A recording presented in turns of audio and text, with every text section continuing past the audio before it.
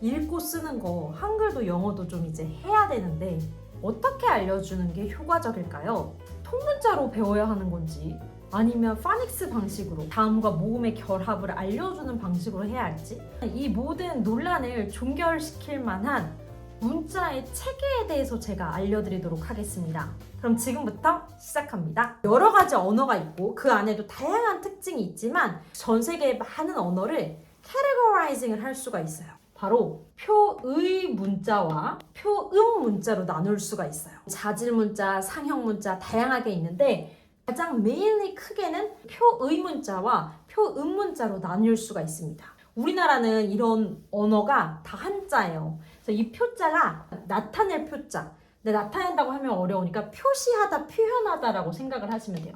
그래서 표시를 하는데 뭘 표시하냐? 의미를 표현을 하는 거예요. 표의 문자의 가장 대표 주자가 바로 중국어입니다. 우리 다 알만한 글자. 이게 뭐죠? 사람이잖아요. 사람이라는 뜻을 가지고 있고 런 하고 읽습니다. 우리가 사람인이라고 하는데 실제 발음은 런이거든요. 그래서 이 문자를 보면 이것 자체의 의미가 뭐예요? 사람이죠. 그리고 이건 어떻게 읽는다고요? 런 하고 읽는다는 걸 표현 방식을 채택한 글자를 표의 문자라고 해요. 반면 표음 문자는 이 음자가 소리 음자예요. 그래서 예를 들면 음악 같은 거. 그래서 소리가 나는 대로 표시를 하는 거예요. 여기에 대표 주자가 바로 한글 그리고 영어입니다. 우리는 정말 운이 좋아요. 영어가 세계 공통어고 많은 이들이 배우고자 하는데 이 영어와 같은 방식의 문자 체계를 가지고 있는 게 우리의 한글이에요. 예를 들어 봅시다. 아까 요거 시옷에 아에 리을에 아에 미음을 해야 스, 아, 르, 아, 해서 사람 하고 읽잖아요. 소리가 나는 대로 letter를 표시를 한 거예요. 그러면 how about English? 영어는 어때요? 영어는 사람이면 person이죠. 파, 아, 스, 아, person. 이렇게 소리가 나는 대로 읽잖아요. 자, 이 차이를 잘 보세요. 표의 문자를 가진 중국어는 이러한 모양 자체가 이 의미가 사람이고 런이라고 읽는 건데 표음 문자를 채택하는 한글과 영어는 사라고 썼다고 해서 꼭 사람일 필요가 있어요? 사용할 수도 있고 사랑해 할 수도 있고 시옷에 아를 붙인다고 해서 꼭 사람일 필요가 없잖아요. 다른 의미일 수도 있어요. 근데 중국어는 잘 보세요. 이러한 모양을 썼으면 이것의 의미는 무조건 사람이에요. 영어도 똑같아요. 꼭 P라고 해서 이렇게 표현했다고 해서 반드시 의미가 사람이어야 되는 게 아니거든요. park, 공원을 할 수도 있고 아니면 piano 할 수도 있고 자, 이거를 말씀드린 이유를 잘 보세요.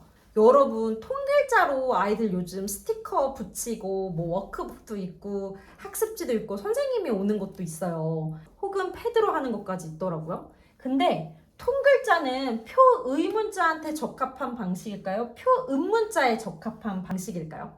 있는 모양 그 자체를 하는 거니까 당연히 표의 문자가 채택해야 할 방식이에요. 이걸 통으로 그대로 모양을 가지고 있는 걸 배워야 익힐 수 있는 letter system, 문자 체계를 가진 나라인 거예요. 하지만 한글과 영어는 이 각각의 실러벨이 나타내는 소리를 익히면 읽을 줄 알게 되는 거예요. 따라서 어떻게 배워야 돼요? 파닉스 방식으로 반드시 배워야 되는 게 맞는 거예요. 언제 파닉스를 하면 좋으냐? 한글을 읽고 쓸 줄 안 다음에 영어를 하면 그래서 너무 쉬운 거예요. 왜? 배우는 방식이 똑같기 때문에. 그래서 이 표음 문자를 체계를 띄기 때문에 영유에 가면 영어 유치원에 보내면 가장 초반에 하는 게 파닉스 음가를 배우고 그 다음부터 바로 CVC를 합니다. C는 consonant, 자음이란 뜻이고 V는 vowel, 모음이란 뜻이고 C는 또 자음이에요. 그래서 consonant, vowel, consonant 조합으로 생긴 단어예요. 예를 들어 볼까요? 가장 대표적인 CVC 방식을 체크하는 예가 cat이죠, cat.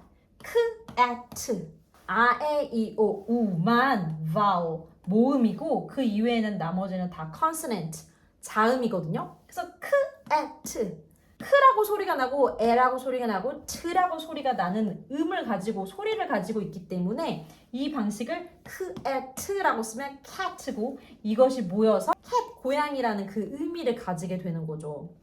우리도 똑같아요. 만약에 똑같이 고양이로 해보자고 하면 그의, 오의, 이응의, 야의, 이응, 이응의, 이 이거에서 그, 오, 고, 양, 이 이렇게 배우는 거예요. 우리 이 자음에 해당되는 게 뭐예요? 한글은 기역, 니은, 디귿, 리을 해서 히읗까지 있는 거.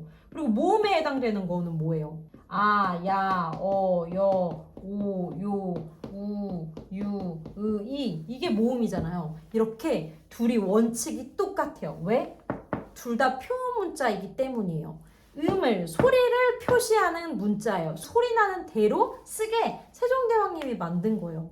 이전 영상에 제가 아이한테 영어책을 효과적으로 읽는 방식은 바로 어떻게 작가가 그 의도를 가지고 썼느냐를 파악하는 데서 온다고 했잖아요.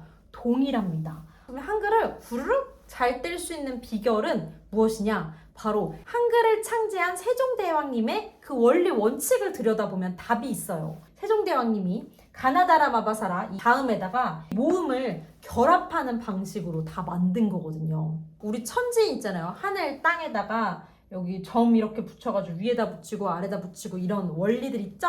네, 그거를 통해서 배우면 됩니다. 왜 이걸 제가 중요성에 대해서 말씀을 드리냐면 통글자로 배우면 1년, 2년, 3년을 배워도 모르는 글자가 계속해서 나와요. 물론 귀납적으로 내가 다양한 사례를 통해서 통글자를 익히게 돼서 통글자를 많이 알게 돼서 그 원리 원칙을 알게 돼서 새롭게 만난 언어도 바로 읽을 수 있는 경우가 있지만 대부분의 경우는 정말 가방 스티커를 붙이면서 가방을 했으면 가방만 알거든요. 어젯밤에 이루랑 이제 세계사 책을 읽었는데 비잔티움 제국이었어요. 비잔티움. 근데 um을 언제 배울 거냐고요, 통글자로. 이응에 우에 미음이 붙으면 um이라는 걸 그냥 이 표음 문자를 배우는 방식으로 배우면 되는데.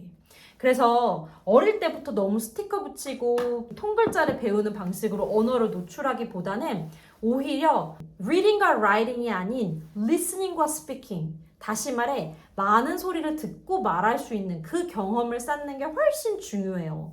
그래서 책이 참 좋은 이유는 책을 통해서 엄마가 읽어주면 그것 자체가 리스닝이 되죠. 그리고 리스닝을 하다가 우리 표음 문자 체계를 지닌 한글이든 영어든 소리에 많이 노출이 될수록 그 나중에 writing system, letter system 어떤 식으로 쓰는지 어떤 식으로 문자를 만들어내는지의 원칙을 깨달을 때 아주 많은 도움을 줍니다. 물론 통글자 배우는 방식이 도움은 되긴 되겠죠. 그렇지만 시간이 아까워요. 그 시간에 한 번이라도 더 재미있는 책 읽을 수 있고 한 번이라도 아기랑 넘버블록스 교구 가지고 놀 수 있는데 굳이 지금 우리나라의 문자 체계에 맞지 않는 방식으로 통글자를 많이 접하지는 않아도 괜찮다. 그래서 비잔티움이든 아니면 세력, 다툼이 일어나요. 그러면 세력, 다툼, 비잔티움 그래서 이런 것들까지 스스로 독립해서 읽을 수 있으려면 표음 문자 체계를 가지고 있다는 것을 인식하고 아이들이 자음과 모음을 구분하는 방식으로 배워야 돼요. 그래서 답이 정해져 있죠. 통문자로 해야 된다? 아니면 파닉스처럼 가나다라마바사, 아자차카타파하 따로따로 자음, 모음 결합하는 방식으로 해야 된다? 후자다. 그래서 통문자는 지금부터 고민의 여지가 있다 없다? 없다. 통문자로 뭐 패드 무료로 준다고 한다고 해도 흔들린다 아니다? 아니다. 그 시간에 우리 아기가 좋아하는 책 더 많이 읽어주고 그 시간에 우리 아이 넘버블록스 교구 같은 거 가지고 더 놀아주는 그런 식으로 진행하시기를 추천합니다. 다음 시간에는 조금 더 구체적으로 실질적으로 어떻게 아이에게 문자를 가르치는 걸 재미나게 또 효과적으로 할 수 있는지 꿀팁을 전해드리도록 하겠습니다. 오늘도 영상 봐주셔서 감사하고요. 유익한 영상 준비해서 찾아오도록 하겠습니다. See you next time. Bye bye. 최근에 오픈 문의가 많은데 넘버블록스는 가을에 10월 혹은 11월에 오픈할 예정이고 1:1 코칭은 지금 미리 다 마감이 돼서 한 11월 혹은 12월 쯤에 열릴 예정입니다. 그럼 일정 참고해 주시고 곁에 계시다가 함께해요. See you next time. Bye bye. 우리나라의 용어가 다 한자라 너무 어려워서 영어로 알려드리면 표의 문자는 logographic writing system이에요. 그래서 로고가 왜 우리 이렇게 모양으로 되어 있잖아요. 모양 자체에 의미가 있는 logographic이고 그 다음 표음 문자는 phonographic writing system이라고 합니다. 원래 phono가 음이랑 관련된 거예요. 그래서 언어학 배우면 phonology, 음운론, 음운학 이런 거 다 배우거든요. 그런데 관련이 있습니다. 한문으로 되어 있어서 좀 어렵죠? 네, 참고하세요. Then see you next time. Bye bye!